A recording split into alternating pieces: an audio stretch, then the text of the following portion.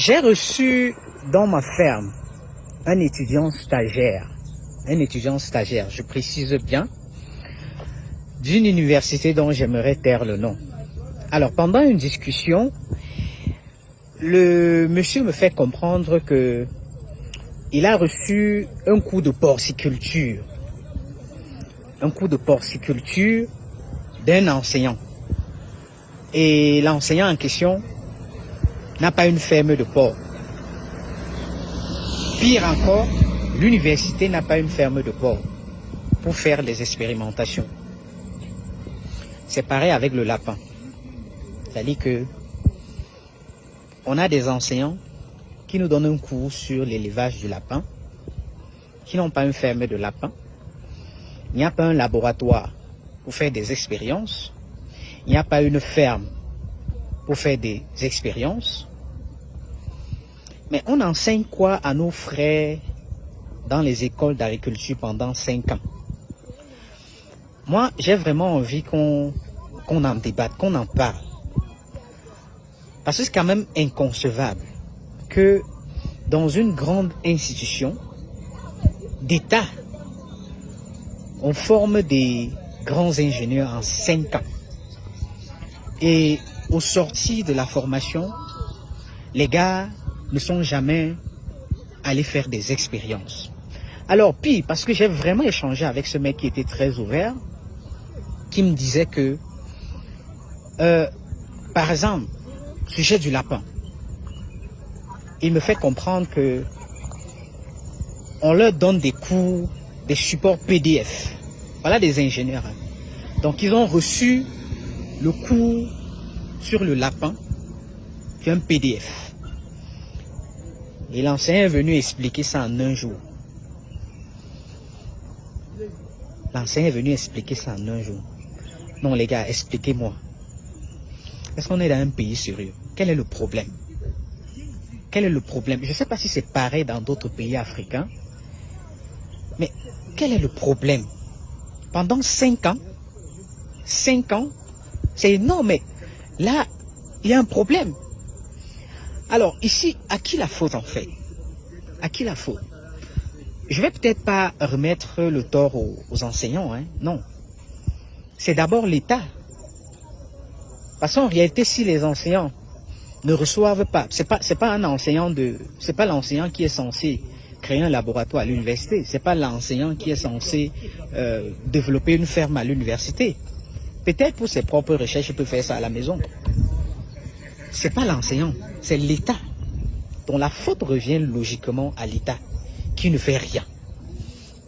Si vous allez dans ces institutions, dans ces universités-là, vous allez vous rendre compte que pour quelques laboratoires qui existaient, c'est complètement obsolète.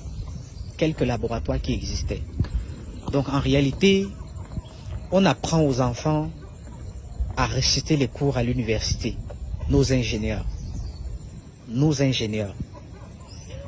Alors, maintenant, vous savez que beaucoup qui rentrent dans ces écoles, ils veulent juste le titre d'ingénieur.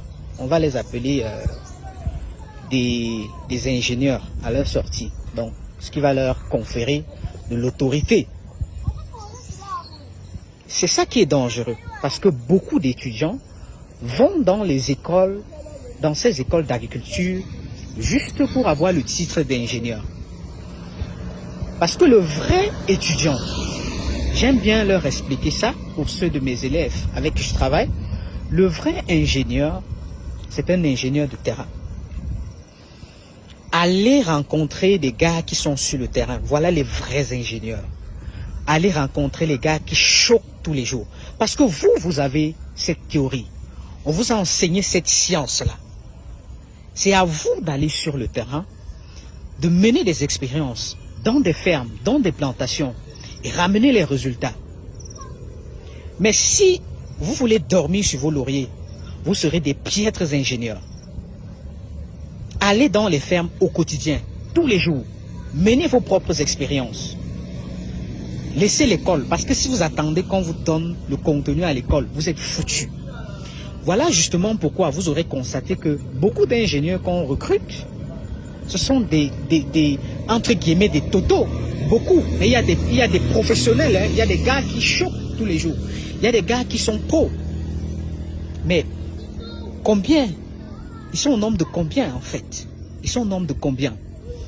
Donc, j'invite les frères, j'invite ces sœurs-là qui ont la chance d'entrer dans ces écoles, d'aller sur le terrain. Les vrais ingénieurs, c'est sur le terrain. Laissez vos cahiers là, allez sur le terrain. Demandez comment le papa fait pour réussir sa culture de pastèque. Il partage son expérience. Allez dans les fermes, demandez comment on fait pour réussir un élevage de lapins, un élevage de poulets. Il vous partage ses expériences. Mais si vous voulez jongler entre guillemets, vous serez des piètres ingénieurs. Personnellement, je pense que aller faire 5 ans dans une école d'ingénieurs au Cameroun ou en Afrique, c'est une perte de temps. Excusez-moi, hein. C'est une perte de temps incroyable. Voilà justement pourquoi vous aurez constaté que beaucoup d'aînés, beaucoup de grands frères, beaucoup de parents, aujourd'hui ce qu'ils font, c'est d'envoyer leurs frères, leurs enfants dans des centres, pas dans des écoles, mais dans des centres ou alors dans des fermes, se faire former pendant 1 mois, 2 mois, dans un domaine spécifique. Le gars sort, il sait produire le porc, il sort, il sait produire le poulet, il sort, il sait produire le lapin. Voilà la nouvelle donne en fait, pour ceux qui ont compris.